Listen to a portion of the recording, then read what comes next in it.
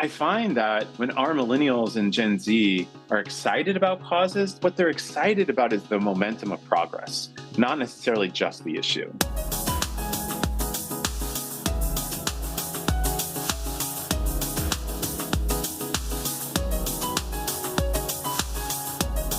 Welcome to the Nonprofit Fundraising Exchange, a podcast from IPM Advancement.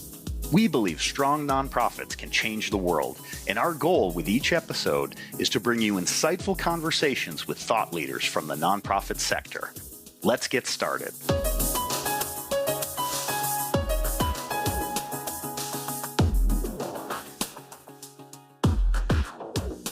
Welcome, listeners, to the Nonprofit Fundraising Exchange. I'm your host, Rich Frazier. In today's episode, we're going to explore how nonprofits can better engage Millennial and Gen Z donors. Total charitable giving reached an all-time high in 2023, but giving among Boomers and Gen X is decreasing. That means the younger generations, like Millennials and Gen Z, are becoming more and more important to the long-term health of nonprofit organizations.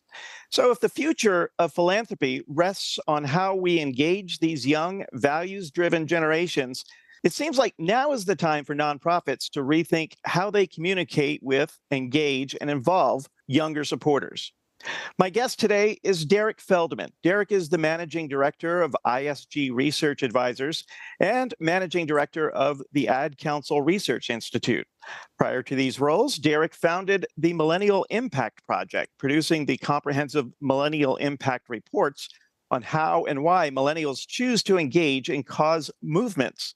Derrick is also the author of 3 books: The Corporate Social Mind, How Companies Lead Social Change from the Inside Out; Social Movements for Good, How Companies and Causes Create Viral Change; and, relevant to today's topic, Cause for Change, the Why and How of Nonprofit Millennial Engagement. He's recognized internationally as a leading researcher and advisor on social issues, movements, and consumer action. Welcome to the podcast, Derrick. We're glad to have you here today. I'm excited to be here. Thanks so much for having me. Derrick, let's hop in here. How did you first get involved in researching Millennials and Gen Z philanthropy? Was there a specific moment or experience that led you down this path? Yeah, for somebody like me, so I'm a researcher, so that's where I spend my time. So my job is always focused on trying to understand what I would like to say knowledge, attitudes, and behaviors. Right. Like, what does somebody know? Why do they think a certain way? And why do they behave? Or in some cases, just like we were talking about giving, maybe they don't behave in a certain way, which I like to call conscious inaction, right?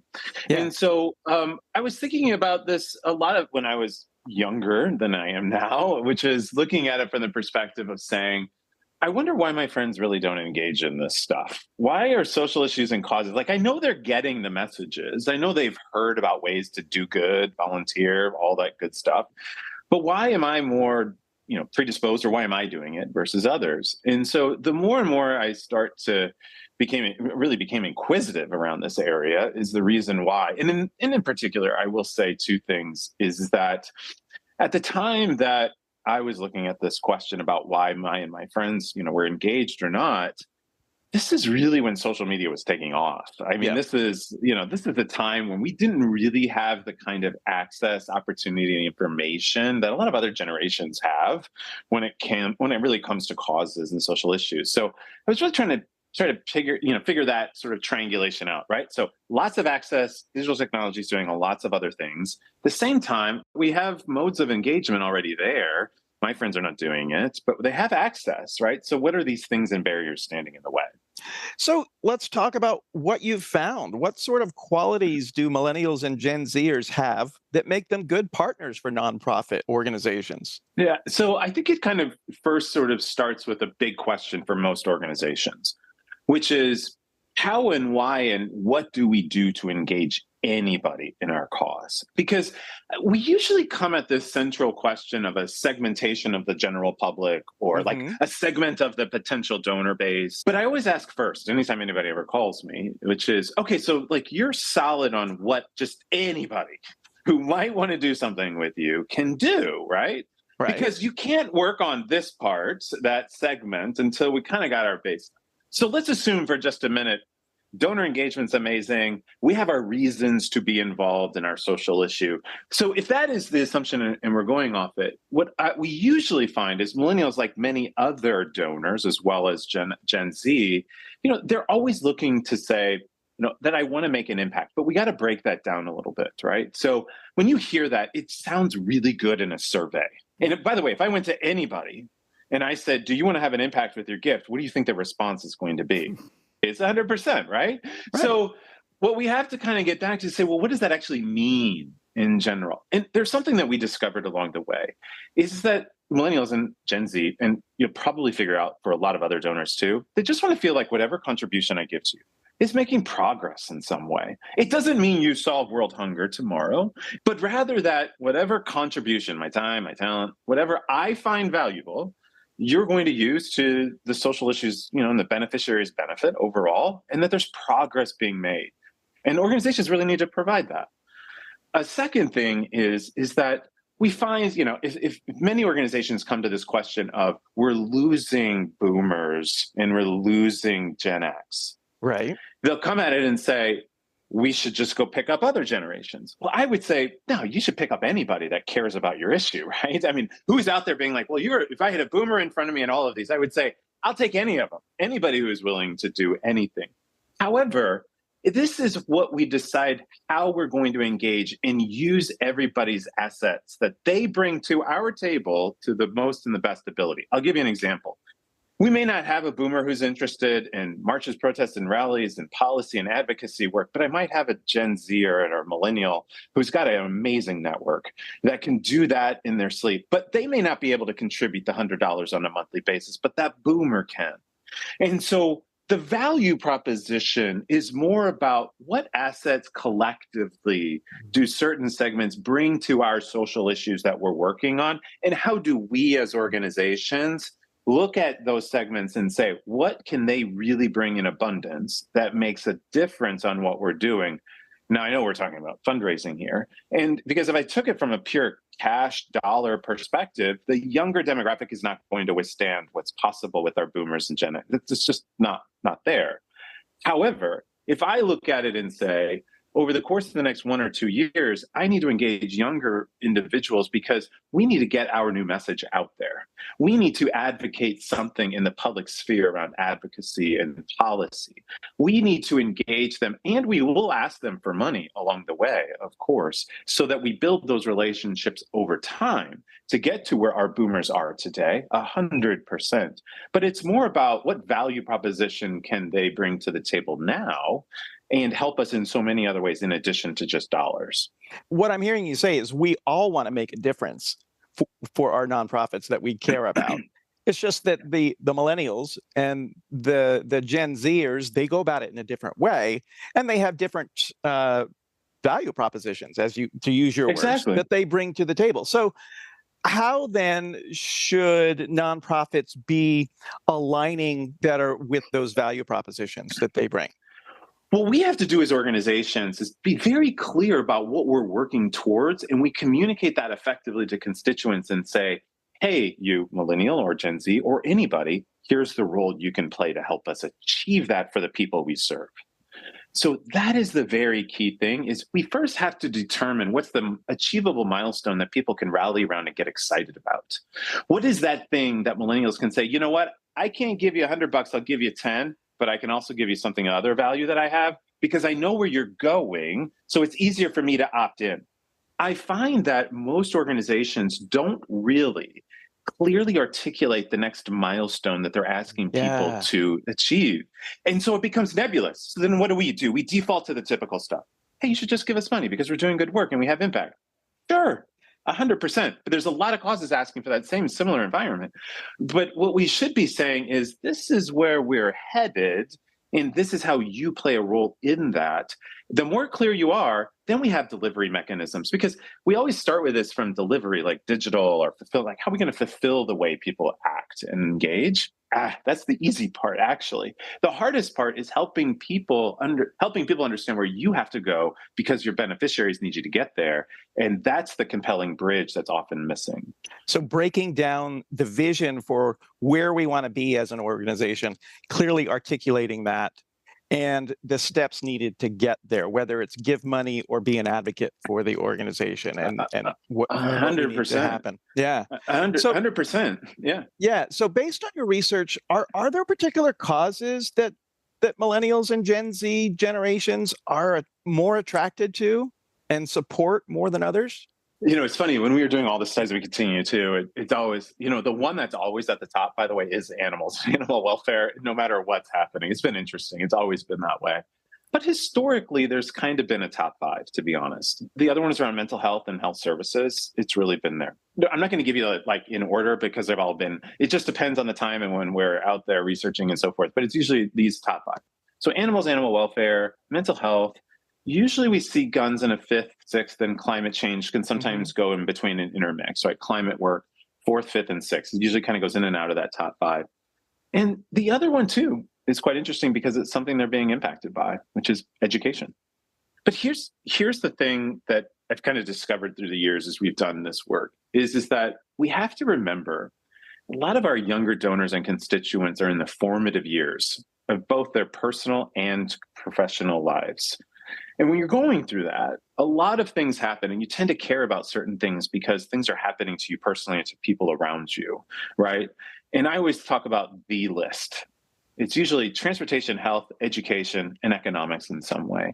I've usually found a dotted line to a direct line to one of those environments and topics historically because they're in the thick of it. They're dealing with it. And so I think for many of our causes, saying, you should always be who you are. You are your mission and you are your issue, and whether you're attracted or not. I would say I have found causes that I would never have thought or imagined were in the top five do very, very well with millennials, and because they're very good about talking about how to get on board to the next, help us achieve the next milestone. It's about that momentum. I find that when our millennials and Gen Z are excited about causes, what they're excited about is the momentum of progress, not necessarily just the issue. Are there particular strategies that work best in communicating those milestones to millennials and Gen Z? Yeah. What we're always looking for and what we continue to find is always the peer milestone request. It is always going to outperform. So this would be a millennial talking to their peers about, this is why we got to band together because I'm part of the we. It's different when a staff member says that. It's different when a board member says that, or somebody who's always used in that way. What's authentic about that environment, which we know millennials and Gen Z need to see, that transparency and that authenticity, is that it's not the people who should be and always talking about the issue's importance, but it's the unlikely messenger. It's the trusted messenger, the peer, that person that says, I'm like you. I believe this is important, but let me tell you why and why we need to work together to get this next milestone achieved. So we've defined and look at that communication to say, who is our trusted messenger? Sometimes that might be a content creator. Sometimes that might be, a wonderful high school president. But we also like to have regular people. I work with an organization where this organization consistently recruits regular young people to talk about what they're working on next and how you can be a part of it, because it speaks so from the heart of what's going on. And the staff sits back and allows that to occur. And that's a part of control that can be hard for some. But in general, what I'd say is that as you think about engaging individuals of this generation and younger, is to say, okay, what's the milestone we want them to work on that relates to our bigger picture? Who are the people that need to deliver that message to them, that they trust and see like themselves, that they do, they really do? And three, we should always be asking ourselves, is the ask that we're asking people today to do too much? Is it higher than our path of least resistance? Because young people are just like, oh, well, right? It's just that, we're human beings, right? And so while we desire to do hard things, we like to do, smaller things. And people will say to me, oh, it's about they're going to click here and they're going to click that. And I say, you know what? As many young people that will be that clicking, so will older people be doing that. It's more about how do we create easy opportunities and pathways for people that remove the path of least resistance. That's for anybody. Sure. Are there causes, Derrick, that don't inspire a lot of support from those generations? Yeah, I'm not going to say, there's no way I'm going to list them. You know that, right? So what I will do, what is going to happen, though, is I'm going to give you some characteristics of things that I've seen. AARP is off the table. No, actually, they actually do a big engagement program and do quite well, actually, in many different ways. Because, do you want to know why? Sure. Because young people are the caregivers and involved in a lot of in programs that AOP is involved with. Right So on. yeah, Yeah. it's actually a very different group. So here's what I tend to find. I tend to find organizations get a little challenged when they put delivery mechanism over achievement. And I mean that by saying, I'm going to put the tactical delivery of social media, something else, something where young people use something like an app or anything else above the reality of what's necessary. But what's necessary is we got to band together and work for something. How can I be a part of that train moving towards the milestone achievement or something? Sure. That's the exciting part, right? So but what I'll hear is, we need to get a social media campaign going. And this is a tactic. That's nothing. This doesn't even matter. The second thing is that I often see organizations not understanding how to communicate in very plain language who they are and what this really means for people that are like them. And that's the difficult part, to transfer our nonprofit language for our sophisticated donors, our institutional funders, for the, as I always say to the staff and others, we got to hit the 14-year-old over in Ames, Iowa, who went to the park today. Like, we got that? Like, do we really have it? And what I find is they're like, no, we don't. We've got some really good language for a person who lives in an urban city who might be well-versed on all the issues because that's part of their culture and where they are, right? So that is an issue. But that also goes to a third kind of thing, which is that we tend to think about engagement in this space with people who are already overly engaged, right? So we can all point to the amazing young people who are the top notch in the category of Gen Zers changing the world. And we're like, well, look at them. They reflect and represent all of young people. And I'm like, they don't at all. They don't, in fact, represent any of it like it. But they're amazing people. Kudos to their achievements. One of the things we even see when we talk about, we go to young people and say, what do you think of Greta Thunberg or some of the other young movement activists? And we're like, they're nothing like me. I have no idea who these people are. And you would think because we know them and we anticipate that everybody else would. So one of the things that we have to do is remove from our heads that the most actively engaged young people is how all young people want to be. I found that young people want to be engaged just like older people do too. Young people will also be engaged at various levels. And there are some unique things that young people do, but it's not a universal. It never really is. Another thing that I often find in a space where organizations tend to sort of struggle a little bit is creating the Millennial initiative because other things are failing. It already is going to fail. It isn't because of that. It should be, hey, here's our fundraising strategy. Here's our approach. What's our approach for everybody? And how is Millennials a part of that too? It's not hey, everything else didn't work. Let's turn to our young folks to help figure it out and solve it for us.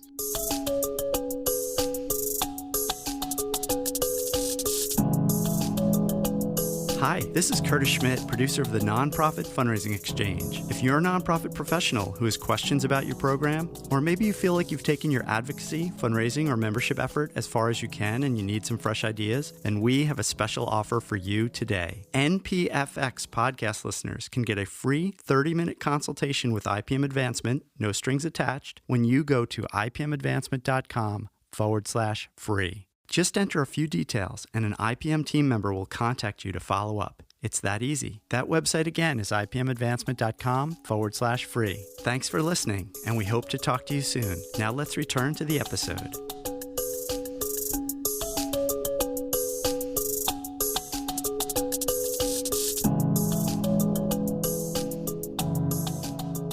When Millennials and Gen Z give big to a nonprofit organization, be it money or time or advocacy, what's usually the key reason behind that? Yeah, so good question. There's kind of two parts. One is that there is a deep resonance to the realities of that young person's life in the moment. We have really talked about it, or we've been able to picture it and frame it in a way. Like, for instance, working on the hunger issue. A lot of young people have been in and around hunger themselves, actually a lot. More than you would imagine. Collegiate hunger, They've been in hunger, just transitions and families trying to make it work, especially in so us talking about hunger, even though they may not be in hunger right there in that moment, that might be something that we can resonate with, or even talk about how we relate to the other things so that resonance is usually incredibly high and strong. The second thing that we usually see too is, like we've been talking about, that there's a very clear start and end time to our effort and push for their involvement. And I think this is a little different than how even our typical nonprofit websites are set up. Come and volunteer, come and give. Like it's just like this nebula. It's just right. We find, and this is just seeking attention. Just you got to keep in mind, we got some digital natives here, right? So they're consistently in tension mode, right? So this is what we're working on. Here's the finite beginning, and here's our progress. Here's what's happening. We're very clear. The more clear we are in where we are and what their role is, that's going to be really, really good. The other thing, too, that I find, especially when it comes to high dollars, and when I say increased in dollars or dollar amounts, that usually is because they've been effective at leveraging friends quite well, to be quite honest. And so when we have found that, when we have allowed them to create for the cause or the issue, rather than trying to stipulate down what needs to be communicated to others on their behalf. An example of that would be the organization that I'm currently working with on something is, we're not going to guide the peer fundraising efforts. We are going to give them the tools to create their own content and development. And then they say it better than we do anyway. They're going to make it sound great to a 13 to 14-year-old because that's who their audience is. And even my work at the Ad Council, when I'm working nationwide on large scale issues, I always want content creators to communicate out something. Maybe not be our best campaign message, but it's going to be a message that resonates with their people authentically and from the heart. And I think that's really hard for some organizations who, again, haven't been able to create mechanisms for people to engage at that kind of level with their campaigns. Because sometimes we can get into campaign mode, as you know, my friend, which is, let's do our direct mail, let's do our email, it's everything institutional led and delivered. But this is really if we were in the for-profit world, in the brand side, because I work with some of them, it would be a C2C environment, a user to user, an individual to individual, not a B2C, not an organization to potential. And so the best thing any organization can do in any campaign to really raise dollars is create the fertile ground for people to do it. Then they'll start to jump into there because you've created that sort of playing field. One other thing I'd mentioned about big dollars and so forth is that once you hit achievement in some way, people feel and celebrate achievement together. And I highly encourage organizations to figure out ways to celebrate achievement, not with and for their donors. That's like recognition and all that, which you need. I get why you need that. And that's for the older, that might be for higher level major giving and so on. But it's like, what are we going to do to help our folks celebrate their own achievements when they hit success? How can they create that achievement with their own friends? Because, by the way, any person that's going to come into something and gets anybody else involved wants that person to have an amazing experience. Have you ever hosted a dinner and not wanted anybody to have a good time? No, that would never happen. But we sort of move in that way when it comes into the fundraising space and time, and we try to control it all. So those are just some things to consider. Yeah, and it seems like all these things that we're talking about, creating a comprehensive campaign, including Gen Z and millennials, and coming at it from a place of authenticity and allowing them to create their own peer-to-peer messaging and then celebrating those. These are all things that build trust with these generations, whether it's the big donors or the first-time donors. And this is something that we really need to take to heart as nonprofits, right? Yeah, exactly. The best campaigns I've ever worked on, we were just lifting up the issue and relevance and then said, all right, build your world, like do what you got, like we were saying, like we're all going for this. And then I created some fertile ground for them to do that. And then I created the endpoint. Everything else, there's so many ways for them to design it themselves. And that is such a different tactic. That's the constituency engagement approach coupled with fundraising and so forth. So can you talk a little bit more and maybe dig in a little bit more on some of the mistakes that you've seen nonprofits make when trying to connect with millennials and Gen Zs? Yeah, I mean, I always love the attempts like on social media platforms to speak Gen Z and millennial. I find it entertaining. By the way, it's so easy to spot when we're trying so hard to speak young. I mean, you're talking to a person that has a almost 16-year-old and a 13, 14-year-old. So like I can't talk that way. They know when I speak it as dad. So don't do it. Right. Get people who reflect that demographic. Talk about who you are. That's the best part. I would say too that when organizations are really trying to recruit a larger base of people to support them, and this goes for anything, but primarily when you're looking at younger demographics, is that we don't really onboard young people well into our organizations. We focus on the tactic initially to acquire. And then once in, we kind of revert back to what we do for everybody, which might be fine. But the real question is use interesting tactic to maybe convert in. And then we really didn't have a pathway of involvement or engagement. It's just conversational next month. So build out some of the system. Doesn't have to be complete. Test, optimize, refine, all of that stuff like usual. But just kind of like using unique recruiting tactic to get involved once, you're just going to lose, and you get into your retention issues that I know is obviously rampant in the field and everything else. But yeah, I found mostly that's a large mistake, and where they might have been very effective in getting a group in, and then it quickly dissipates. What about traditional fundraising, the kind that works well with Gen X and boomers, say direct mail, for an organization that has all of the pieces that we talked about? They've got clear milestones, they've got clear boundaries for participation, they've got the right messenger, but their message is delivered through direct mail, which we know boomers and Gen X respond to. Will the next generations also respond to that, millennials and Gen Z? No, I'm just kidding. No, because all my direct mail, all your direct mail colleagues and consultants are like, I'm waiting for him to say no. No, the answer, here's the funny thing. Here's what we have to remember about donor behavior. Individuals are going to respond to nudges and mechanisms to give and engage in that stuff at any point in their life. When in that moment, the brain says, you're so moved, you should probably do this. And the brain is going to say, what's the least path of resistance right now that I can fulfill that need in the moment? And boomers might be like sitting down and having a thoughtful discussion around their social impact through a letter that talks about all the framing of the case statement and reasons to do that. It might be a Gen Zer who's flipping through a social media post and triggers that same response in general. And so what we have found actually is after a person gives an online gift and they're sent a letter, they give to that too. And sometimes our millennials would be given a letter first and they would give to that and then never end online.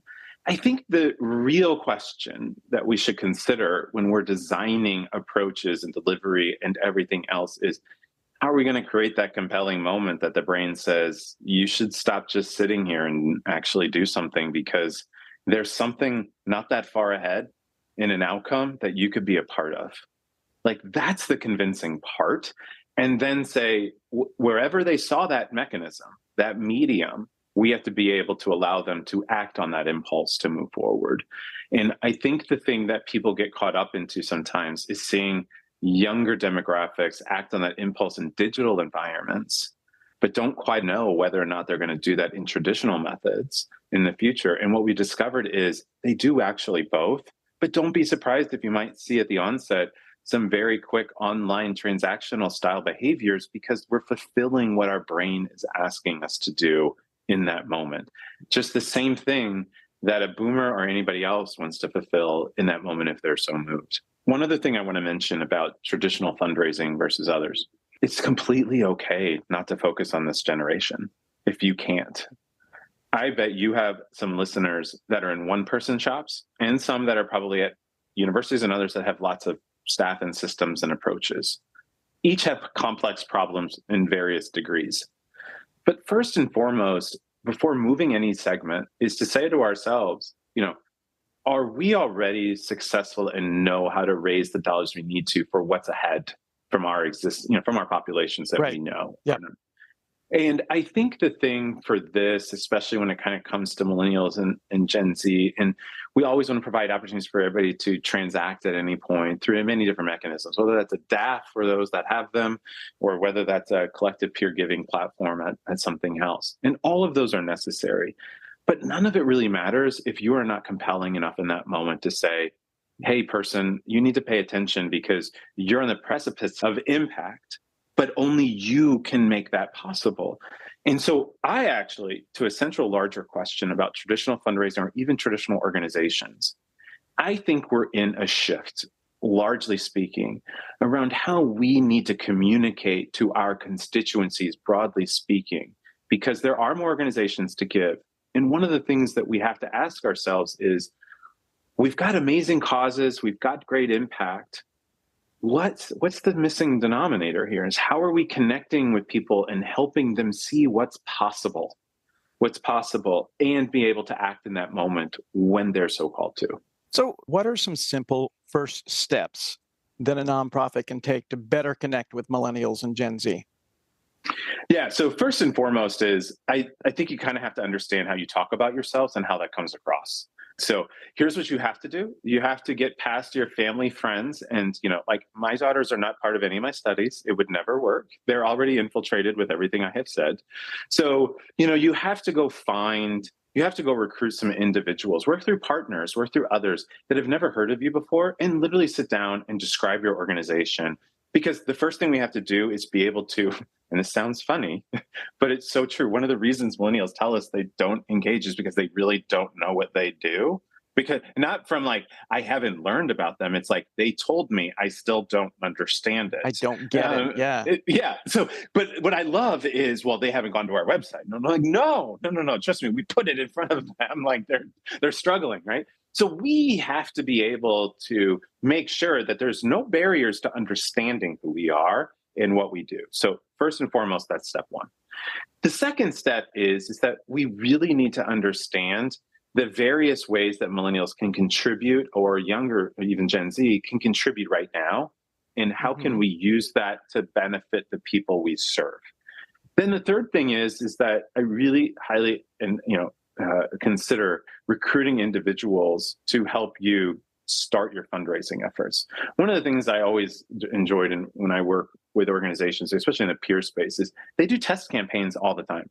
They don't just launch a huge campaign for young people. It's like, we've got like 4 people trying to raise money from their friends, and we want to see how it goes. Just observe, literally do a test campaign. And we're like, you know what? All their friends said they still didn't get it. Well, okay, we got to fix we have elements to fix before just launching the direct mail or doing whatever we're going to do. So after doing a test campaign, the next thing that I often say is that we're probably ready to engage with some other folks for the first time. And it's our job to try to at least interrupt their daily life for a little bit so that we can get their attention. Because guess what? Just typical attention with an audience that's very digitally native is going to be a little hard. This does not mean we're going to buy a ton of social media. No, it means that who are we going to recruit as trusted messengers to the population that we need to get involved? We need to start working through people and with people rather than trying to do it ourselves. We're going to try to be in places and create partnerships where our audience is. We might have to go into certain neighborhoods and do certain things where we can recruit those individuals as well. So we go into a very intentional recruitment strategy from there. One of the things too that I highly encourage organizations to do is to create, and you may have some major donors.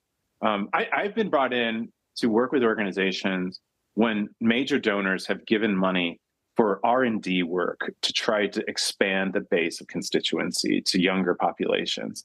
And it's been test and trial and all this, those are amazing opportunities to leverage all that. Maybe create some resources and funds to really do it right. And then go into it with your board as a test and experiment, not as a fail or accept. Because sometimes we go into this work as it's either going to fail or accept and we'll never do it again, but rather test and optimize. And you might find that the mechanism for milestone communication will work on our Gen Xers and our boomers as well, that we could replicate in different ways as well. Derrick, unfortunately, it's almost time for us to go, unbelievably, too. If there was one takeaway that you want our listeners to have, whether we've talked about it already or not, what would that be? You have to create momentum for people to find a role in very short-term change. If they don't know you, but you can help them understand what being a participant in something that's bigger than themselves in that moment and how it relates, and that there's some, like I said, there's some progress. It feels amazing. I've never heard young people say, I have to solve world hunger tomorrow with this $25 gift. I know there's a perception out there that that's what their expectation is. I'm not finding that. I'm finding that they just want to know that I gave you something of value. You're going to do something good with it. There's going to be some progress being made, and I'm going to see it soon. That's not a really huge bar. It's just being able to say to people, there's an opportunity for you to create change, and here's how you do it. So I think you can apply it everywhere. Those are some incredible insights. Derrick, thank you so much for being with us today and for sharing with us. Where can listeners find out more about your work? Yeah, sure. So DerrickFeldmann.com, you can see all that. We have some of the research and the data points and all that other stuff that's there too. You should sign up for a thing called Movement Notes, which is our newsletter, which it's only quarterly. And it's not like a newsletter that you would think. It's basically all the things that I learned from the work that we're doing, framed in like my own lessons in my journal. So, so it's notes, literal notes. And then I also put on LinkedIn. I have an article series where I talk about a lot of stuff that I'm trying to figure out. You'll see my brain working in real time, like it or not. So you'll see it. Well, that sounds great. Derrick, thank you so much for the conversation today. Very timely. We appreciate you joining us. Thanks again to our producer, as always, Mr. Curtis Schmidt. And thank you to our listeners for tuning in. We'll see you next time on the Nonprofit Fundraising Exchange. That concludes this episode of the Nonprofit Fundraising Exchange. Thanks to our panel for sharing their insights and expertise. If you'd like to learn more about our panel members or any of the organizations or resources featured in this episode, we will include links in the show notes. If you like this podcast, we would love your help spreading the word. First, please subscribe in Apple Podcasts, Spotify, or your favorite podcast app so you always know when a new episode is released. Second, forward the episodes you like to friends and colleagues or share them on social media. Word of mouth is one of the best ways you can help us reach more nonprofit professionals like yourself. And if you use Apple Podcasts or Audible, please leave us a review.